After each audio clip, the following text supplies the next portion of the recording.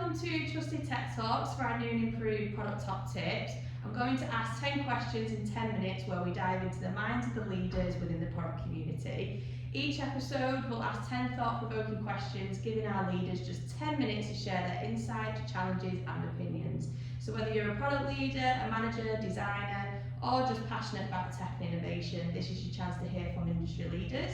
So today I'm joined by Maria, who is 18 years working within tech and product leadership for the likes of PlusNet, Auto Trader and recently Dealer Auction. How are you? I'm good, thanks Riana. It's nice to be here. I nailed that intro this time. Well, we'll just get started with the first one really. What attracted you to a career in product? Well, I didn't start out in product, like most product people, like I very rarely hear that. I actually was on inbound sales calls. Yeah. And it was fixing things. That's been a fairly consistent thing throughout my career. I love products because I get the opportunity to fix things. Yeah. And so what led to my interest was I was in a sales team. I was trained on a new product that was going to be launched. Went on maternity leave, came back 3 months later. Product hadn't launched. Nobody could remember the values, the benefits that they were going to sell to the customers. So it all went a bit flat. Yeah. But what I recognised was that product team really, that was not their intent. They wanted, obviously, to have a successful launch and drive that product. So it led to me wanting to be in that product team to really help support that process of launching a new product. So that's where my first interest came from. Wow. I mean, 3 months after maternity as well? Yeah, 3 months. I thought it was after 9 months. I guess what then sort of pivotal moment, if you look back at your career, what sort of key moment or decision do you think shaped where you are now? That's a really hard question after sort of like the years that I've had. So I'm actually going to go with the power of 3 for this one. Okay. Okay, so the first one is recognising when I need to make a change. Yeah. So I think it's really important to recognise, if you've been in a product area for some time, you can become fairly, I'm going to say almost blasé, that you know it and therefore you know what's right for it. And that's not always the case because the market is moving, customers are changing. And so again, personally, I had an experience where new ideas in, I saw one that I'd seen previously, and when I assessed it the first time was not fit for the market at that time. But some time it evolved, so it wasn't right to just disregard it. So from that was my first learning. Recognise that in myself, and I need to make a change so that you can consider things in the right way. The second one is persistence. Yeah. I would not be here today if I hadn't persisted in chasing a job. So I went from a very traditional product area to what was new tech at that time, which was broadband, and it was a completely different area of BT, so it was difficult to get across different areas at that time, and I just kept ringing. I couldn't get to the person, but I didn't give up, and I kept going, and from there, the rest, as I say, is history. And then the third one is having the courage to ask people that you respect to mentor you, give you advice. I have been really, really lucky that I've had some exceptional people that I've had in my career, and having the courage to say to them, would you give me feedback, would you mentor me on that, has meant that I've been able to adjust my personal style and the way I approach things as a result. So those are my 3. Do you know what? I think you can tell you've got a sales background because you've obviously learned in sales you have to persevere, don't you? You can't take no for an answer. And I think as well, like the complacency as well, if you stay somewhere for too long, you kind of become a victim of your surroundings in your area and you start thinking more narrow-mindedly, whereas it's outward thinking. Yeah. Whereas when you go to the businesses, you're like, oh yeah, there is a cool way of doing that. So I think, products. I'm not surprised people move every 2 to 3 to 4 years. I think it's the right thing to do. Yeah. And I think there's so many different opportunities, so many different lenses you can apply to products, that there's plenty of opportunity to do that and continue to learn. And that's what makes the industry so exciting, I think. Yes, definitely. It's so easy to shop and change into different industries and different products. You're not just stuck in broadband, for example, or telco. You can go into healthcare, you can do whatever you want, ultimately. I guess, how did you manage the transition then, going from a non-leadership role into sort of that product leadership role? I think it's a challenge, Yeah. and it's one that I would say I'm still learning. Like it's one of the joys, isn't it? As we say. Going from being in the detail and being responsible for the delivery of something, to actually having to listen more, because you have a team of people you want to advise, and that for me is really important. So I think that's the big change. It's like delegating, having people, like employ good people that you trust, because you will struggle to delegate if you cannot trust somebody. So I think that's been a very big learning point as well. Get the people around you that you work well with, that you trust and you can collaborate with, and then that listening and that collaboration and working together comes naturally, rather than reverting back to like where you started, where you were owning it and you delivered it.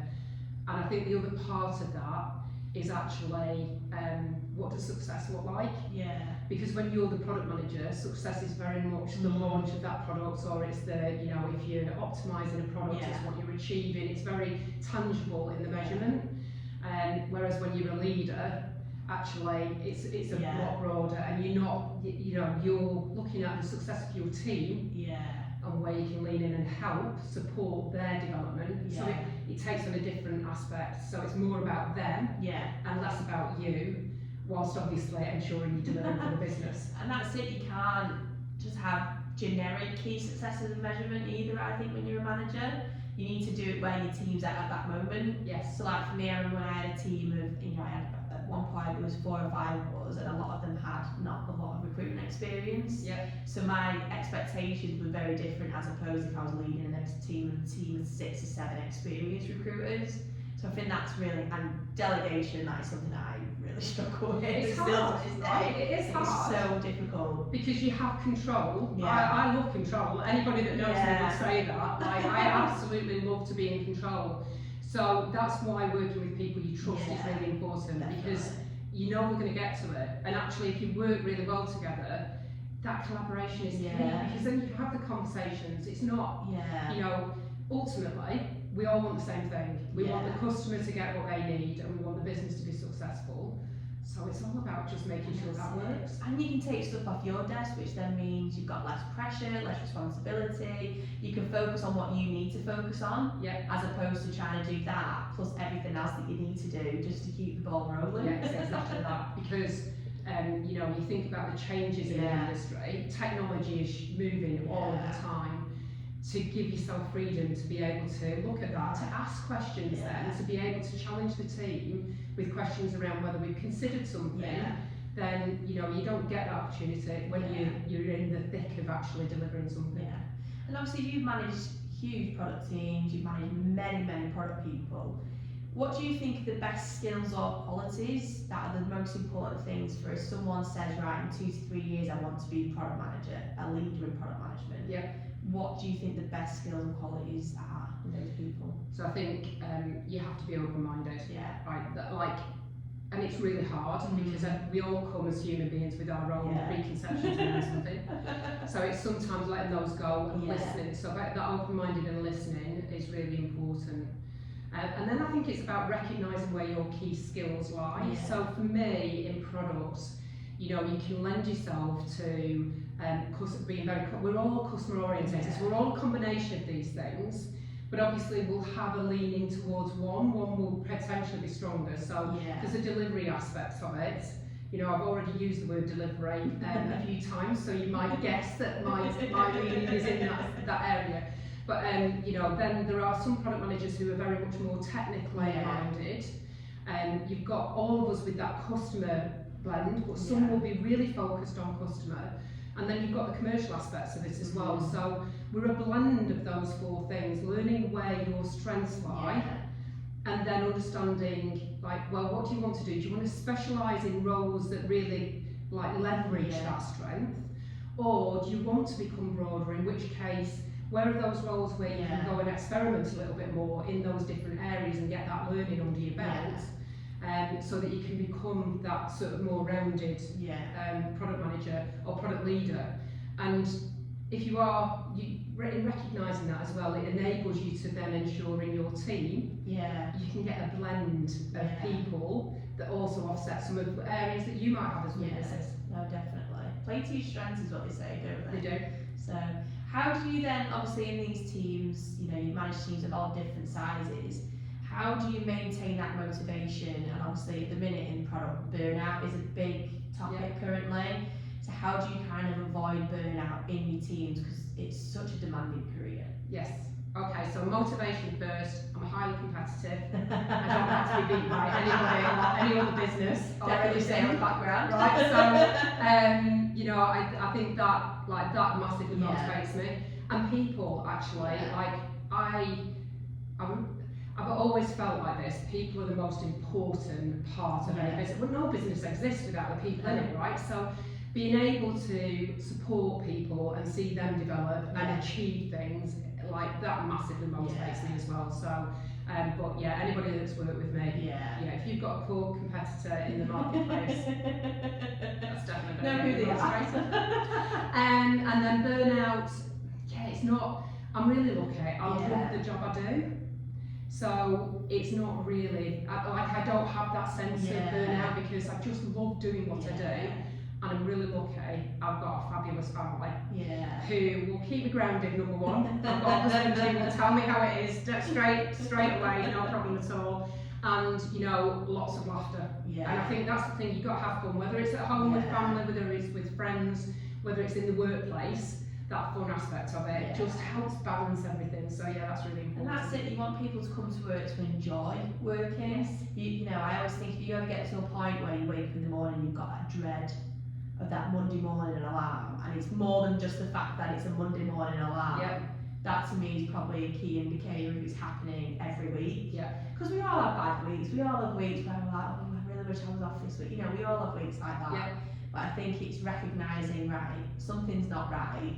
Either do I need time off, do I need to have a chat, do I need to realise maybe I'm not invested as much as I want to be, or I'm enjoying it as much. So there's definitely a big topic around that piece. And that's coming up. Time at work, right? It's a big ask, and to be motivated. If you're not motivated by what you're doing, that's really hard.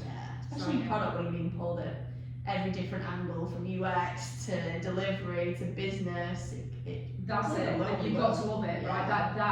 That combination of moving from one thing to the next, and recognising there are some days where you just need to switch off and just recoup. And actually switching off on your days off and not leaving your email. I'm terrible for that.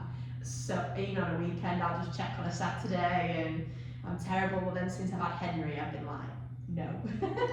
Life changes, right? Life changes, and I think that in your career, it's recognising that sometimes you're not going to be as driven because there's other things that are going on. You still want to do a good job because you still want to be recognised for delivering, and that gives you the value of the hours that you're spending in work. But you're right, we all have these life changes, and then just how that impacts you. I think it's just that awareness, self-awareness. And obviously with product, you've been in product way before product was even product. Definitely the product of today, that's very true. I guess, what do you think the biggest misconception is about working in product, and why do you think that is? I think that the biggest challenge we face is quite often we're seen as slowing things down and getting in the way. If you're in a particularly sales-driven, people that are really driven to move to the next thing and get on with it, sometimes sometimes a dirty phrase of discovery, like that piece where you're doing the real work, the real groundwork to make sure that you understand what you need to achieve. I think that can be seen negatively by the business because the business wants to move. So I think it's, for me then it's about that blend of, look, there are times when actually you can just do something and get the learning from the doing rather than all of the legwork, but it's about blending it, and it's about knowing when you need to take that time, and then having the people around you who will support that because they know it's the right thing to do. Yeah, definitely. I guess obviously because you have been in product for so long and it has changed, I think for me product before COVID to product now is very different. It's been on this huge transformation. At one point it was the buzzword, it wasn't agile transformation anymore, it was product transformation. I guess, how do you think product has changed over the last 5 years? It's a really interesting question, because I think I have been tremendously lucky with some of the businesses I've worked in, because I think they've been at the forefront of some of those changes. So if I think about the last 5 years, you know, some of the changes, like in Auto Trader, some of those changes probably were happening before that. The rest of the business, like, not everybody's on that digital path, they haven't been there. So, but I think that working more closely with technology is massively important, and that remains so. So I think, you know, what we look at now is products need to have that customer lens. We need to understand that customer journey and what's going to work for the customer. So we need to understand that. But I think how we then leverage technology and data actually now is just massively significant. So collaboration is key, and then, you know, knowing that your ideas can come from technology, they can come from data, they can come from our customer facing teams. Like, it doesn't have to be owned by products in terms of the idea creation. But I think that's been one of the more significant things. Rather than working in isolation in stovepipes, it's been about that collaboration and working together as a team to really get the momentum going. That's it. And kind of obviously with the people, you've got a lot of people who are very early on in their career, you like mentoring them. I guess for you, what are the common mistakes that you do see people making that you wish they would avoid them, and kind of how's that influence when you look back at your career thinking, I wish I was given that advice? Quite a meaty question, there's like 3 questions in one then. So I think there's a balance to be had in terms of confidence, because you don't want to be arrogant. Especially earlier in well, actually at any point in your career, don't be the person that sits in a room going, I know it all, because you definitely do not. And always be, it is that open-minded piece of you can learn. So I think be looking for the way you can learn more. And, you know, you can be the person that knows that particular piece better than anybody else.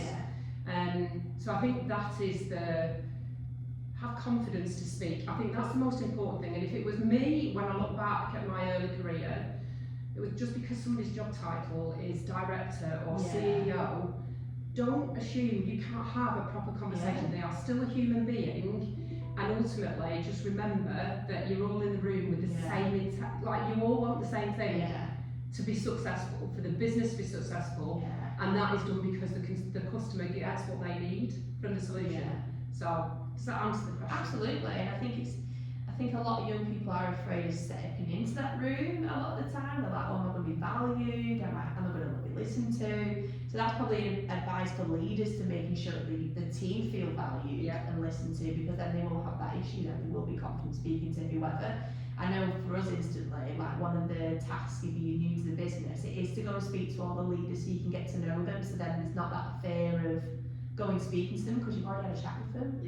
And something so simple like that has just changed it for us. It makes a big difference. It makes a big difference. And don't revisit. That's the other thing. Like I am somebody that will go away, and I do. Like I do, it's part of who I am. So I think embrace the things that are like who you are, because you're not easily going to change any of that. But I think I was very lucky to be on the leadership programme at Auto Trader, and one of the key takeaways for me was, if I had spent less time worrying about the things that I'd said and how I came across in a meeting rather than just getting on with it, it takes up time and energy. So I would say park all of that, don't bother doing it. What's done is done, keep going forward. Definitely. And obviously for you now, as you look towards the next phase of your career and kind of move forward for the next 5 years, what sort of goals and challenges are you focused on achieving? I'm really excited about it, right? Because technology, as we've already said, is moving forward at a pace, and that's not going to stop. No. So how do we harness that? Is one aspect of it. The volume of data, like I love the fact that now, like data and products can be linked so closely together, because you can evolve products and features based on the data and make life easier for customers. And then I think, you know, there are, and certainly in the industry I work in, there are areas where, you know, digital hasn't really disrupted some of the aspects of the day-to-day job. There's so much value that can bring.